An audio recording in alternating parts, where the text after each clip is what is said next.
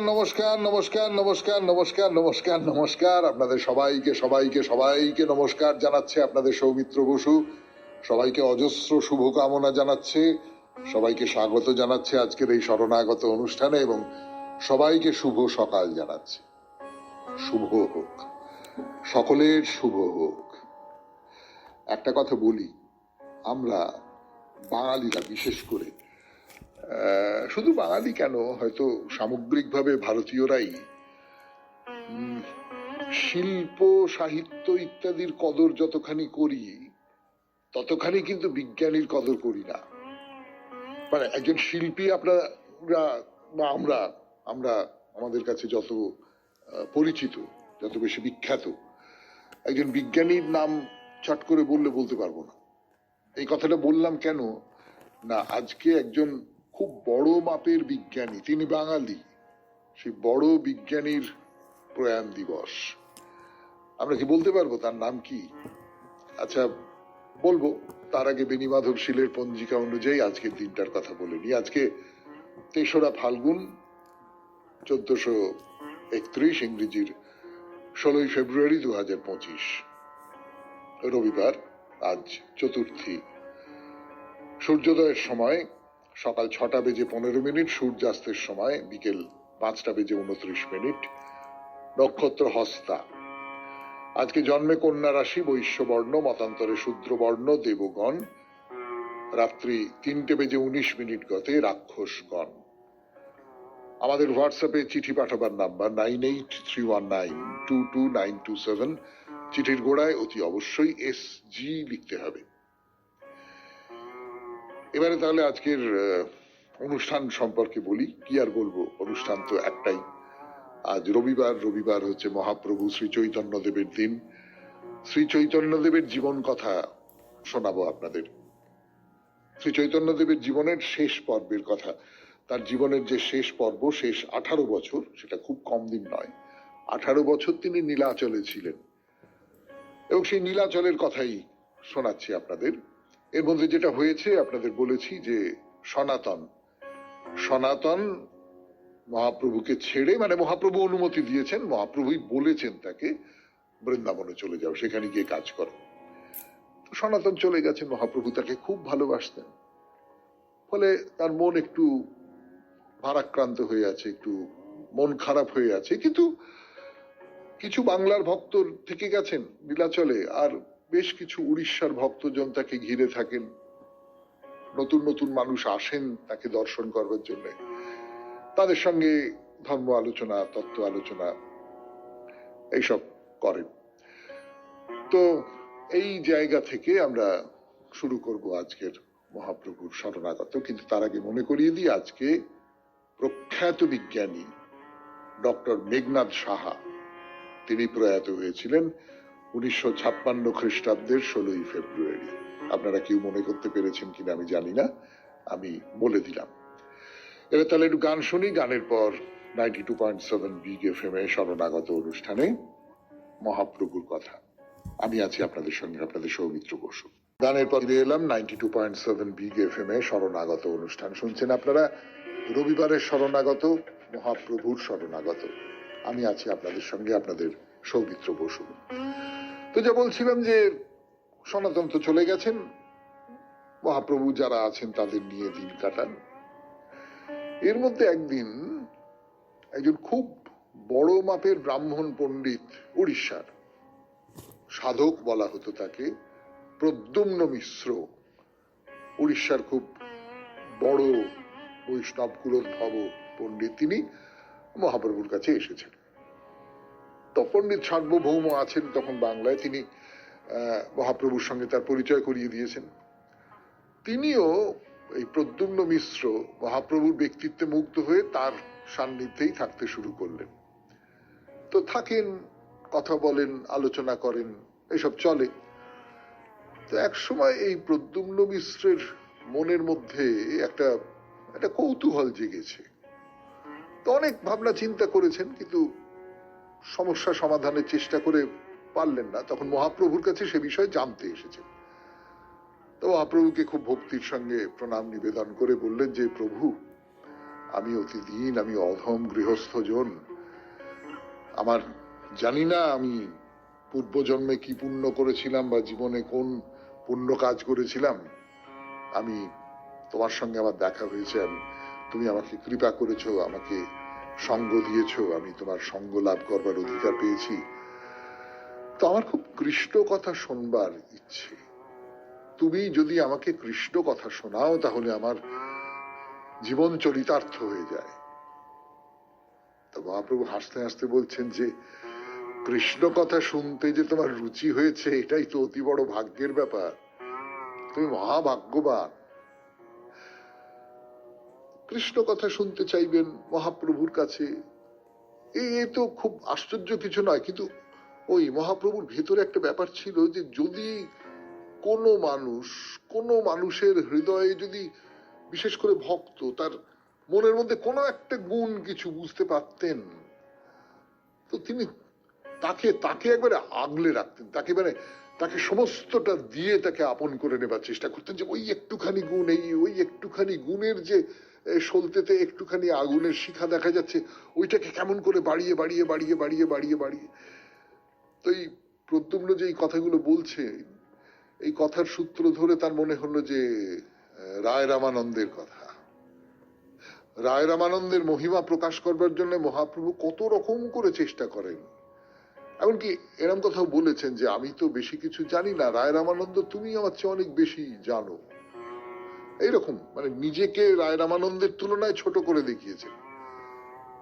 তো তিনি রায়ের কথা বললেন যে আমি কৃষ্ণ কথা তেমন কিছু জানি না গো, আমি তোমাকে বলি তুমি রায় রামানন্দের কাছে যাও, আমিও তার কাছেই কৃষ্ণ কথা শুনি, তুমি তার কাছে যাও, সেই সব জানি। শুনছেন 92.7 বিগ এফএম এ শরণাগত অনুষ্ঠানে মহাপ্রভুর কথা। এখন একটু গান শুনি, গানের পর ফিরে আসছি ওই প্রদ্যুম্ন মিশ্রর কথায়। প্রভু শ্রী চৈতন্যদেব প্রদ্যুম্ন মিশ্রকে বললেন যে কৃষ্ণ কথা আমি কি বলবো, আমার চেয়ে অনেক অনেক অনেক ভালো জানে রায় রামানন্দ, তুমি তার কাছে যাও, তার কাছে গিয়ে কৃষ্ণ কথা শোনো। রায় রামানন্দ তো রাজনীতির লোক, মানে তিনি তো রাজনীতির লোক হিসেবেই পরিচিত, সাধারণভাবে প্রশাসনের লোক। প্রদ্যুম্ন মিশ্র উড়িষ্যার মানুষ, তিনি খুব ভালো করে জানেন রায় রামানন্দের পরিচয় তার কাছে রাজনীতির লোক হিসেবে। রায় রামানন্দর কাছে আমি কৃষ্ণ কথা শুনবো, একজন সংসারী মানুষ, প্রশাসনের মানুষ, সরকারি মানুষ, কিন্তু ওই মহাপ্রভু নির্দেশ দিয়েছেন, তো কি করব বুঝতে পারছেন না, সিদ্ধান্ত নিতে পারছেন না, ইতস্তত করছেন। তো মহাপ্রভু তো ব্যাপারটা বুঝতে পেরেছেন। তিনি বললেন যে শোনো, রায় রাজপুরুষ হতে পারেন কিন্তু তিনি একজন কবি, নাটককার, তিনি রাগানুগা ভক্তি মার্গের উত্তম সাধক। তুমি রায়ের কাছে যাও, যাও, আমি বলছি যাও, গিয়ে তার কাছে গিয়ে কৃষ্ণ কথা শুনে এসো, যাও। এই যে মহাপ্রভু বললেন, মহাপ্রভু কিন্তু রায় রামানন্দর ব্যাপারে যখন ইতস্তত করছেন প্রদ্যুম্ন মিশ্র, তখনও কিন্তু তিনি বলতে পারতেন যে আচ্ছা বেশ ঠিক আছে, আমি তোমাকে বলি শোনো। না, রায় রামানন্দ আমার চেয়ে অনেক ভালো করে কৃষ্ণ কথা বলবে, এইটা মহাপ্রভুর বিশ্বাস। এবং এই যে প্রদ্যুম্ন মিশ্র, ইনি কৃষ্ণ কথা শুনতে চেয়েছেন, তাহলে যিনি আমার গোচরে যিনি সবচেয়ে ভালো করে এই কথাগুলো বলতে পারবেন তার কাছে যাওয়াটাই ভালো। মানে একজন মানুষ চারিত্রিক দিক থেকে কতখানি উদার, যে কোনো অহং নেই, কোনো না না না না ও ওর কাছে যা, এইরকম কোনো ব্যাপারই নেই, এবং কত বিচক্ষণ একজন মানুষ। বিচক্ষণ কেন বললাম, যে প্রদ্যুম্ন মিশ্র তো সবাই তাকে শ্রদ্ধা করে, ভক্তি করে, খুব একজন বড় মাপের ব্রাহ্মণ পণ্ডিত। তা কৃষ্ণ কথা শুনবার জন্য মহাপ্রভু তাকে পাঠাচ্ছেন রায় রামানন্দের কাছে। তিনি কিন্তু অব্রাহ্মণ এবং বিষয়ী লোক, রাজপুরুষ। এই যে একজন ব্রাহ্মণ গিয়ে একজন অব্রাহ্মণের কাছে কৃষ্ণ কথা শুনবে, এটাতে তো এক ধরনের একটা সম্মান অসম্মানের ব্যাপার রয়েছে, যে ব্রাহ্মণ হয়ে অব্রাহ্মণের কাছে গিয়ে তাহলে ভক্তির কথা শুনছে, কৃষ্ণের কথা শুনছে। কিন্তু না, না, ভক্তির ক্ষেত্রে ওই যে ঠাকুরের কথা আছে না, যে ভক্তি হলো এবারে বন্যার জল, সে উঁচু নিচু, কোন জায়গাটা খাত, কোন জায়গাটা একটু উঁচু পাহাড় মতন হয়ে আছে, কোন জায়গাটা গাছপালা, কোন জায়গাটা সমভূমি, সব একেবারে ভাসিয়ে দিয়ে চলে যায়।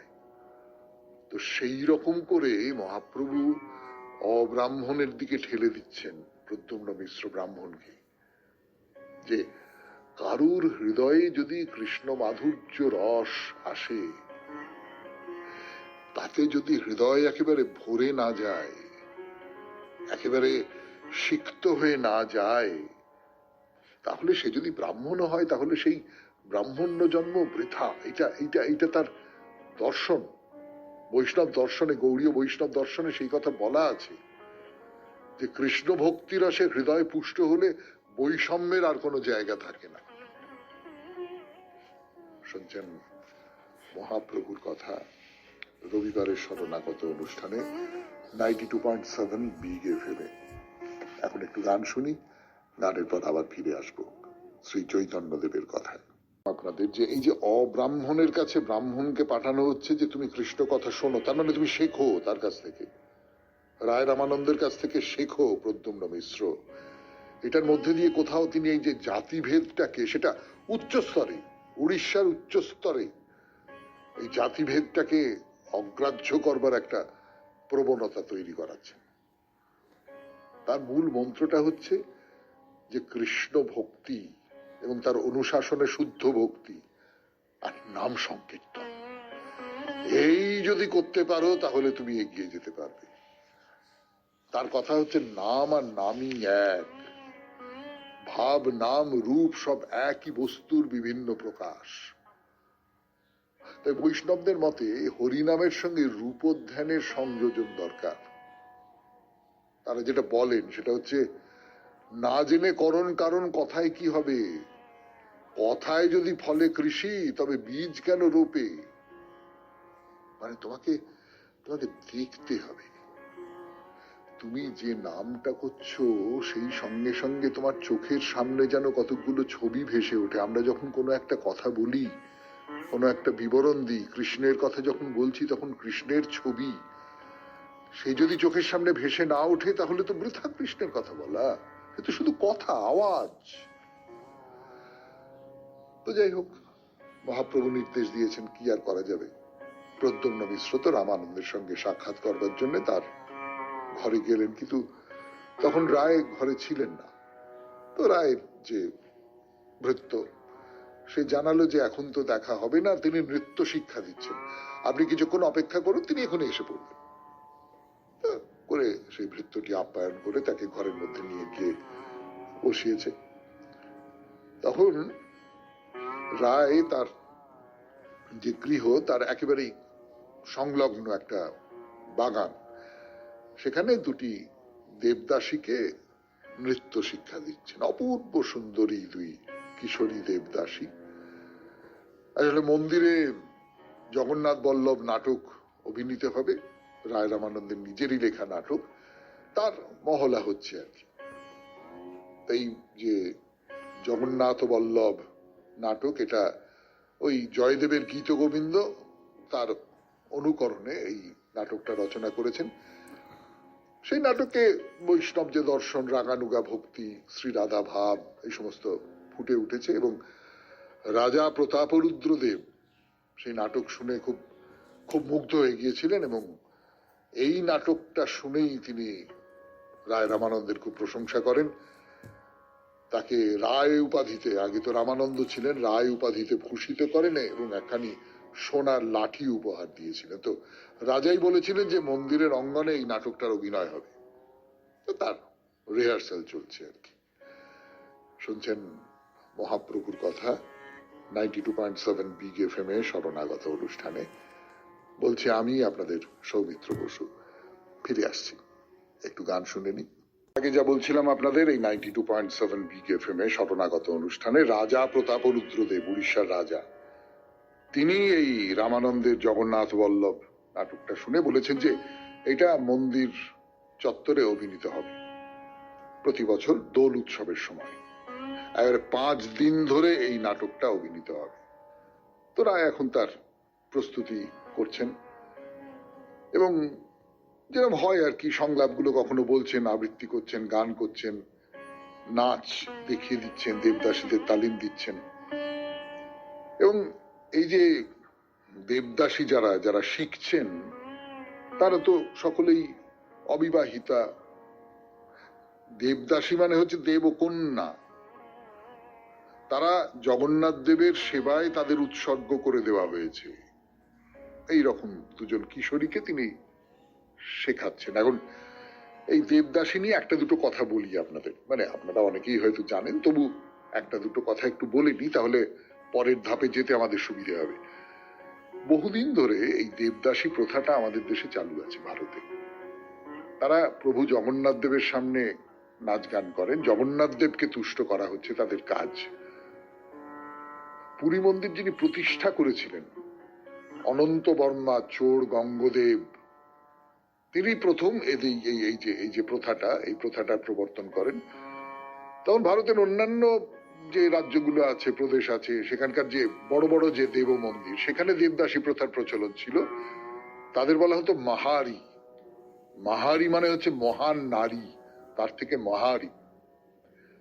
তো এই যে রাজা অনন্ত বর্মা, তার পরবর্তী প্রজন্ম রাজা অনঙ্গ ভীমদেব, ওই মন্দিরের সংলগ্ন যে নাটমঞ্চ এবং সেখানে যারা বাজনা টাজনা বাজাবে তাদের বসবার জায়গা রেখে নাট মন্দির প্রতিষ্ঠা করলেন। সেই নাট মন্দিরেই গীত গোবিন্দম পালা অভিনীত হতো। পরবর্তীকালে রাজা পুরুষোত্তম দেব নিজেকে জগন্নাথ দেবের প্রধান সেবক বলে ঘোষণা করলেন। তিনি রথযাত্রার সময় সোনার ঝাড়ু দিয়ে জগন্নাথ দেবের রথে আসার পথ পরিষ্কার করা শুরু করলেন, আর এই যেটা বলছিলাম দেবদাসী প্রথার প্রচলন করলেন। তো এখন তো রাজা প্রতাপরুদ্র দেবের আমল, সেখানে জগন্নাথ দেবের মধ্যাহ্ন ভোগ হলো, তারপরে তার বাবার লেখা অভিনব গীত গোবিন্দম, আর শেষ রাতে জয়দেবের লেখা গীত গোবিন্দমের নৃত্য গীত নাট মন্দিরে বিগ্রহের সামনে পরিবেশন করা হতো। তা সেই নাটমঞ্চেই এই জগন্নাথ বল্লভ নাটকটা হবে। রায় তার প্রস্তুতি করছেন, দেবদাসীদের নিয়ে করা হচ্ছে, দুজন দেবদাসীকে তিনি শেখাচ্ছেন। তো যেটা বলছিলাম আপনাদের, যে প্রদ্যুম্ন মিশ্র রায়ের গৃহের একটা ঘরে অনেকক্ষণ ধরে বসে বসে অপেক্ষা করছেন, ওদিকে রিহার্সাল চলছে, রায় আসছেন না, রিহার্সালে মগ্ন হয়ে রয়েছে। তো প্রদ্যুম্ন মিশ্র কতক্ষণ বসে থাকা যায়, আর তিনি একজন সম্মাননীয় মানুষ, তিনি একজন ব্রাহ্মণ, অব্রাহ্মণের গৃহে এসেছেন, তার এক ধরনের একটা, তার কাছ থেকে শিক্ষা লাভ করবার জন্য, কৃষ্ণ কথা শুনবার জন্য তার তো এক ধরনের একটা অস্বস্তি হচ্ছে। এবং মিশ্র যে এসেছেন সেই খবরটা ভৃত্য গিয়ে রায়ের কাছে পৌঁছেও দিয়েছে, কিন্তু রায় আসছেন না। এবার কি হবে তাহলে? 92.7 বিগ এফএম এ শরণাগত অনুষ্ঠান শুনছেন, মহাপ্রভুর কথা। আমি আছি আপনাদের সঙ্গে, আপনাদের সৌমিত্র বসু। ছিলাম আপনাদের যে ভৃত্য গিয়ে রামানন্দের কাছে তো খবর দিয়েছে যে প্রদ্যুম্ন মিশ্র এসেছেন, কিন্তু রায় রামানন্দ আসছেন না। নতুন নতুন বস্ত্র পরিয়ে দেবদাসীদের অঙ্গে মালা চন্দন এই সমস্ত দিয়ে অপূর্ব সাজে সাজাচ্ছেন। তো এই যে দুই কিশোরী, একজন কৃষ্ণের ভূমিকায় আরেকজন রাধার ভূমিকায় অভিনয় করবেন। রাধা হচ্ছেন সৌন্দর্য মাধুর্যের প্রতীক, কৃষ্ণ সকল গুণে রাধার। রায় তাদের নিয়ে মত্ত হয়ে রয়েছেন, তাদের কেমন করে চরিত্রোপযোগী করে তোলা যায় তার চেষ্টা করছেন। তিনি তাদের স্নান করিয়ে গা মেজে সুগন্ধি লেপন করে নানান রকম অঙ্গরাগ করছেন, এবং করছেন কিন্তু ওই যে কামগন্ধ নাই তাই। এটা প্রভুর কর্তব্য, দেবতার কর্তব্য, এর সঙ্গে তার কিন্তু মনের মধ্যে কোনো, যাকে চিত্ত চাঞ্চল্য বলে, সেই রকমের কোনো ব্যাপার নেই। তার কারণ যেটা হয় আর কি, রাগানুগা ভক্তি মার্গের খুব খুব উঁচু মার্গের একজন সাধক তো এবং শিক্ষক, তো তিনি সেই রকম করে করছেন এবং অভিনয় করে করে দেখানো হচ্ছে, রায় রামানন্দ দেখছেন। তো এরকম শেখানো শেষ হয়েছে, তিনি ওই দুটি মেয়েকে নিয়ে একটা নির্জন পথ দিয়ে গিয়ে তাদের নিজের নিজের ঘরে ফিরিয়ে দিয়ে ঘরে এলেন এবং আসবার সঙ্গে ভৃত্যের মুখে আবার বললেন যে উনি তো অনেকক্ষণ ধরে অপেক্ষা করে আছেন।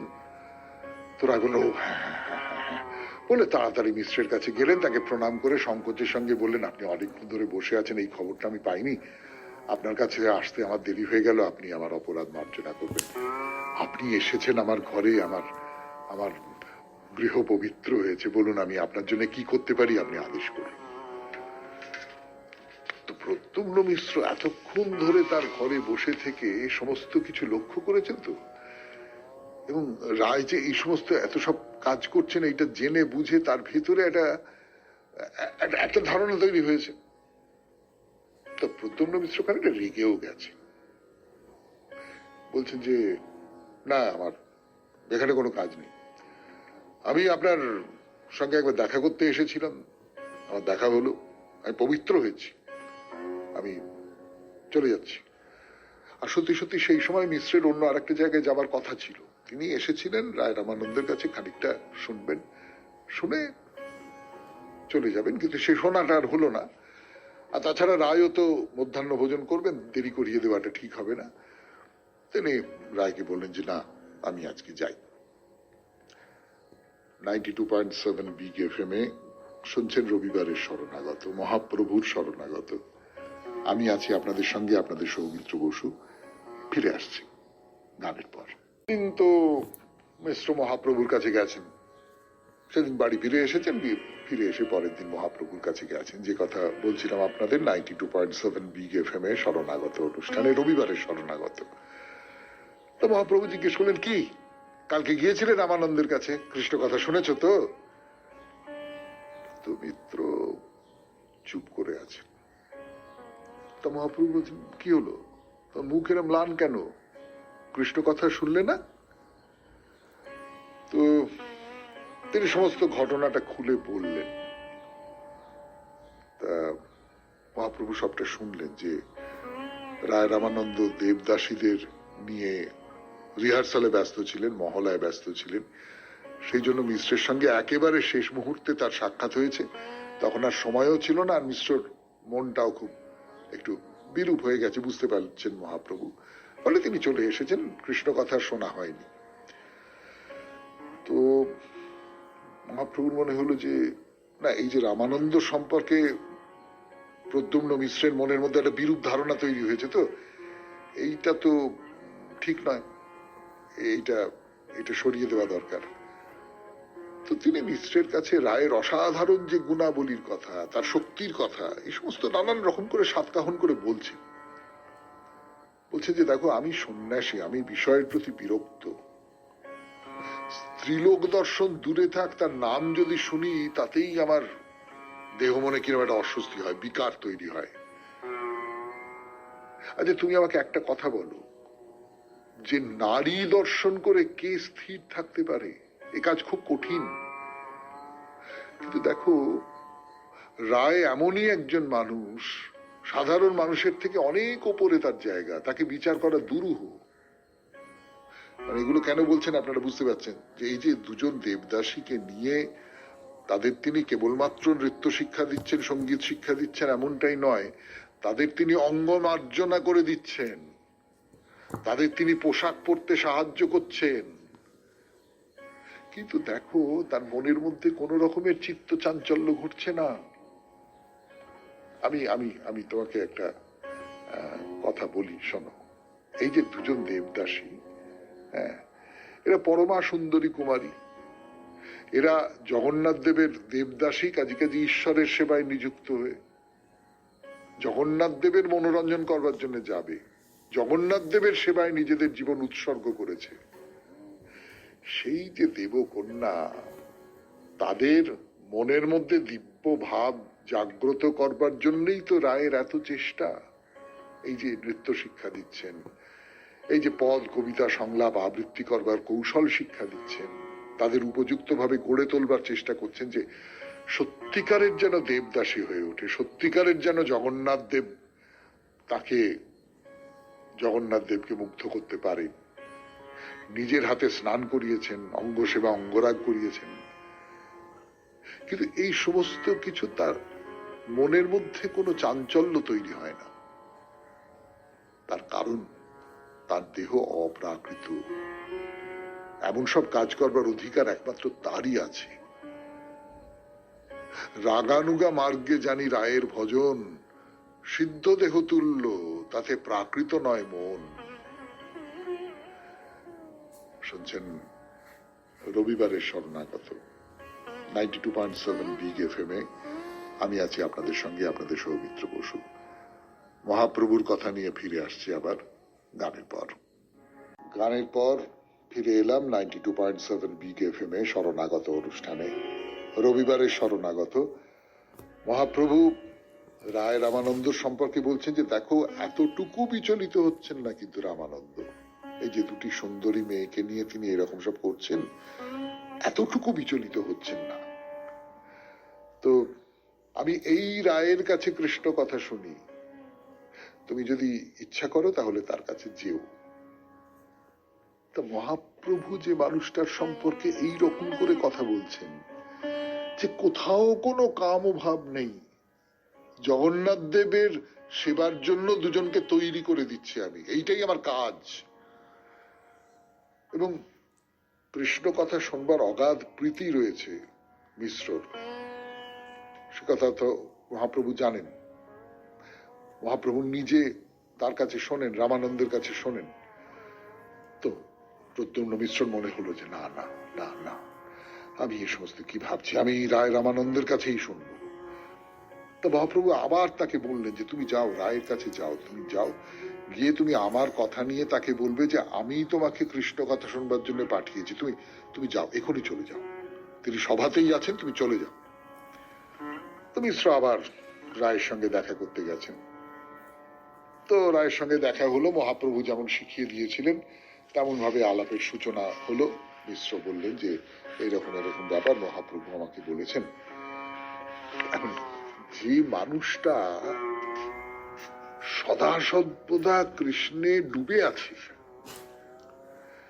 তাকে গিয়ে কেউ যদি বলে আমাকে একটু কৃষ্ণ কথা শোনা, তো তার ভেতর থেকে তো মানে তার মনের মধ্যে যদি কোনো ঢাকনা থাকে, সেই ঢাকনাটা তো সে খুলে দিল, খুব পাতলা একটা ঢাকনা, সেটা খুলে দিল।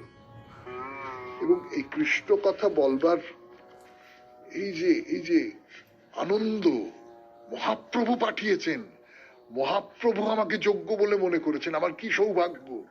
হ্যাঁ, তো রায় মহাপ্রভুর সম্পর্কে এরকম সব কথা বলছেন, বলছে যে এই মহাভাগ্য আর কোথায় পাওয়া যাবে তা কি তুমি বলতে পারো? হ্যাঁ, মহাপ্রভু তোমাকে আমার কাছে পাঠিয়েছেন কৃষ্ণ কথা শোনবার জন্য, এসো এসো এসো এসো এসো আমার সঙ্গে, এসো এসো এসো বলে একটা নির্জন জায়গায় নিয়ে গেলেন।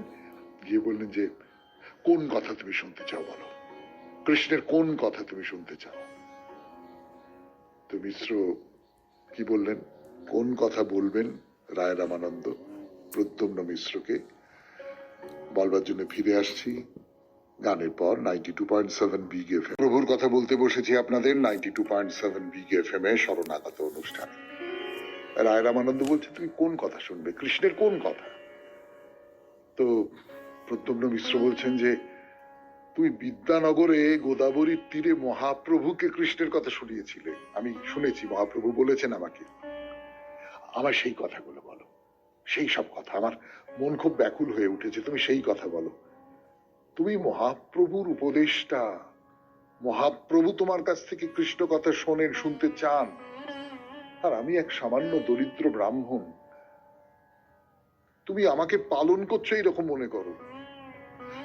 ভালো মন্দ বিষয়ে কিভাবে কোন ভাবে জিজ্ঞাসা করতে হয় তা আমি জানি না রায়, তার জন্য তুমি আমাকে মার্জনা করো, তুমি আমাকে শিক্ষা দাও।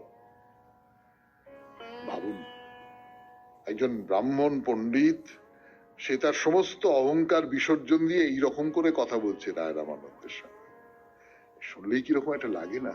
এই যে আমরা নানান রকম বিষয় নিয়ে অহংকার করি, আমি এই, আমি সেই, আমি এটা করে দিলাম, আমি ওটা করে দিলাম, কিন্তু সত্যি সত্যি এইরকম করেই তো একেবারে হাঁটু মুড়ে বসে শিক্ষা গ্রহণ করতে হয়। এমন করে হাঁটু মুড়ে বসেই তো যিনি বড় তার কাছ থেকে কিছু গ্রহণ করতে হয়, যার কাছ থেকে কিছু গ্রহণ করব, করতে পারি, তিনিই বড়, এরকম করেই তো করতে হয়।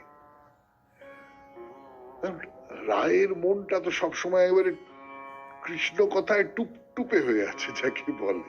হ্যাঁ, তার উপরে তিনি তো পরোক্ষে মহাপ্রভুর কৃপা পেয়েছেন, তার হৃদয়ে একেবারে কৃষ্ণ প্রেম উদ্বেল হয়ে উঠেছে। কৃষ্ণ রসতত্ত্বের অমৃত সিন্ধু মন্থন করে তার তার যে বর্ণনায় তিনি একেবারে মানে আর কোনো খেয়াল নেই, কৃষ্ণের কথা বলছেন, তার মানে তার আর তো কোনো খেয়াল নেই, বলেই চলেছেন বলেই চলতেছেন। যত গভীরে প্রবেশ করছেন তত তত একেবারে দুজনে একেবারে যেন করে কাঁপছে দুজনের মন, একেবারে যেন মানে এই যেমন একটা ভাইব্রেশন হয় না দুজনের ভেতরে, একটা সেই রকম একটা ব্যাপার হচ্ছে। তো নানান প্রশ্ন নিয়ে এসে তার ভাবার্থ ব্যাখ্যা করে কৃষ্ণ মহিমার কথা মিশ্রকে শোনাচ্ছেন। সময়ের জ্ঞান ট্যান তো হারিয়ে গেছে। কতক্ষণ হয়ে গেল, দিনের 3 প্রহর পার হয়ে গেছে, দিন শেষ হতে চলেছে, রায় থামছেন না, রায় থামছেন না কতক্ষণ ধরে। আর মিশ্র একেবারে এক মনে বসে বসে শুনছেন সারাদিন ধরে। তো এর মধ্যে ভৃত্য এসেছে, এসে বলছে যে প্রভু এরকম।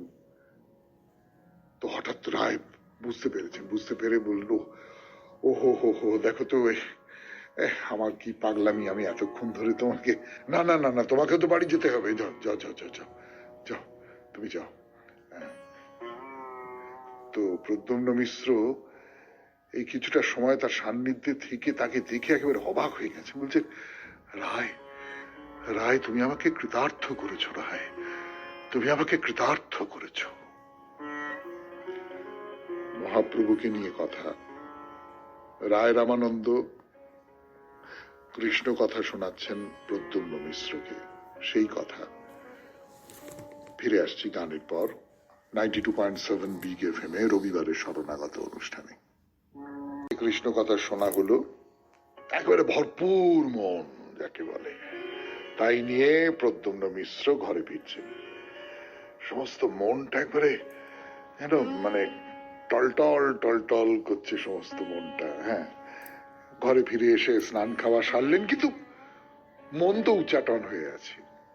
তো সেদিনই সন্ধ্যের সময় মহাপ্রভুর কাছে গেছেন। যত মহাপ্রভুর কাছে যাচ্ছেন ততই ভেতরে ভেতরে একটা অদ্ভুত উচ্ছ্বাস, একটা অস্থির লাগছে ভেতরে ভেতরে। তো মহাপ্রভু দূর থেকেই তাকে আসতে দেখেছেন এবং দেখেই বুঝতে পারছেন যে প্রদ্যুম্ন মিশ্রের অবস্থা খুব খারাপ, মানে প্রায় পা টলছে, চোখ মুখ লাল হয়ে গেছে, অস্থির লাগছে তাকে। তো মহাপ্রভু তার দিকে তাকিয়ে আছেন, স্নিগ্ধ হাসি। মিশ্র তার কাছে এলে তাকে জিজ্ঞেস করলেন যে, কি মিশ্র, কৃষ্ণ কথা শুনেছ? মিশ্র কথা বলতে পারছেন না, কথার উত্তর দিতে পারছেন না, চোখের জলে তার গাল ভেসে যাচ্ছে। শেষে পাগলের মতো মহাপ্রভুর পায়ে পড়ে নিজেকে বললেন, সমর্পণ করে, যে প্রভু তুমি আমাকে কৃষ্ণ কথার অমৃত সাগরে ডুবিয়ে দিয়েছ। রায় সাধারণ মানুষ নয় প্রভু, সে কৃষ্ণ রসময়।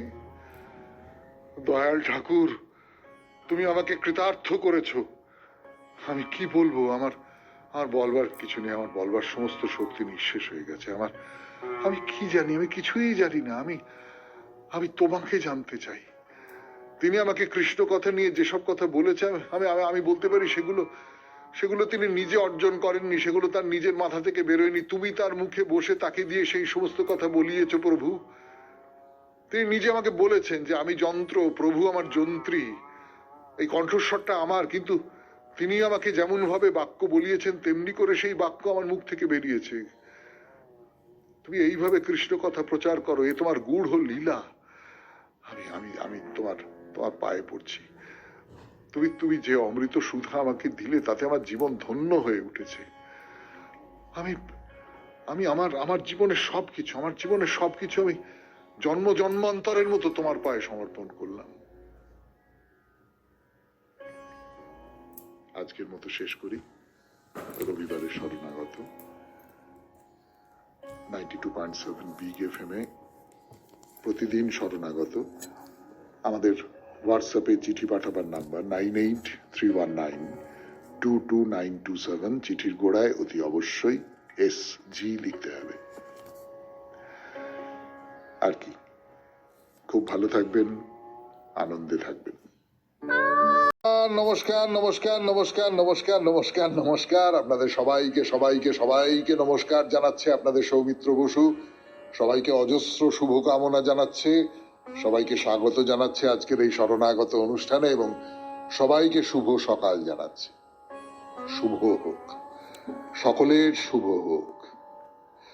একটা কথা বলি, আমরা বাঙালিরা বিশেষ করে, শুধু বাঙালি কেন, হয়তো সামগ্রিকভাবে ভারতীয়রাই শিল্প সাহিত্য ইত্যাদির কদর যতখানি করি ততখানি কিন্তু বিজ্ঞানীর কদর করি না। মানে একজন শিল্পী আপনারা বা আমরা আমরা আমাদের কাছে যত পরিচিত, যত বেশি বিখ্যাত, একজন বিজ্ঞানীর নাম চট করে বলতে পারবো না। এই কথাটা বললাম কেন না, আজকে একজন খুব বড় মাপের বিজ্ঞানী, তিনি বাঙালি, সেই বড় বিজ্ঞানীর প্রয়াণ দিবস। আমরা কি বলতে পারবো তার নাম কি? আচ্ছা বলবো, তার আগে বেণীমাধব শীলের পঞ্জিকা অনুযায়ী আজকের দিনটার কথা বলে নি। আজকে ৩রা ফাল্গুন ১৪৩১, ইংরেজির ১৬ই ফেব্রুয়ারি ২০২৫, রবিবার। আজ চতুর্থী। সূর্যোদয়ের সময় সকাল ৬:১৫, সূর্যাস্তের সময় বিকেল ৫:২৯।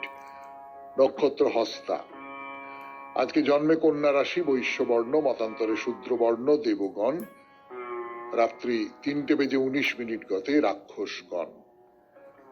আমাদের হোয়াটসঅ্যাপে চিঠি পাঠাবার নাম্বার 9831922927। চিঠির গোড়ায় অতি অবশ্যই SG লিখতে হবে। এবারে তাহলে আজকের অনুষ্ঠান সম্পর্কে বলি। কি আর বলবো, অনুষ্ঠান তো একটাই। আজ রবিবার। রবিবার হচ্ছে মহাপ্রভু শ্রী চৈতন্যদেবের দিন। শ্রী চৈতন্যদেবের জীবন কথা শোনাবো আপনাদের। শ্রী চৈতন্যদেবের জীবনের শেষ পর্বের কথা। তার জীবনের যে শেষ পর্ব, শেষ 18 বছর, সেটা খুব কম দিন নয়। 18 বছর তিনি নীলাচলে ছিলেন, এবং সেই নীলাচলের কথাই শোনাচ্ছি আপনাদের। এর মধ্যে যেটা হয়েছে আপনাদের বলেছি যে সনাতন মহাপ্রভুকে